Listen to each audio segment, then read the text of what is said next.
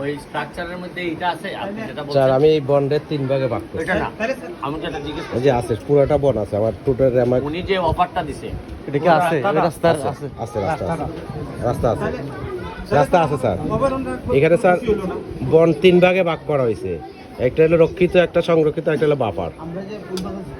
সাত বলে না এইগুলি সাত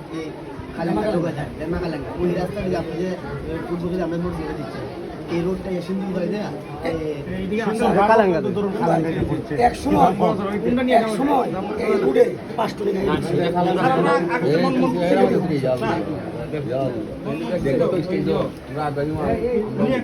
টাকা আসছে প্রতিমন্ত্রী আর উনি গেলে আমাদের ইউ আছেন না মন্ত্রী রাস্তায় আসছে উনি ওয়াদা করে গেছেন উনি করে এই রাস্তা কিন্তু উনি ওয়াদা করে গেছেন কালাঙ্গা শেষ পাতা তখন ওই প্রথমে আমি রাখছিলাম ওই রাস্তা উনি বলছেন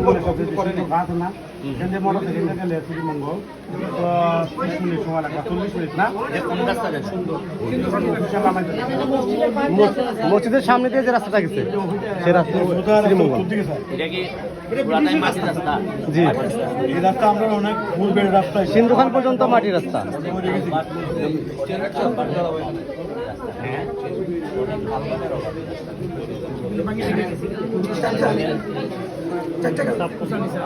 কিন্তু এটা তো মনে হয় কাজ হয় না বনের কাছে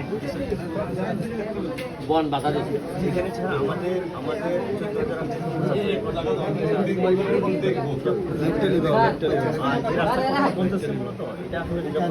ভিতর জায়গা এটা কেউ আর ওইভাবে দেখালি সেগুন এরিয়াটা সেগুন মনে হয় 10,000 গাছ বড় সেগুন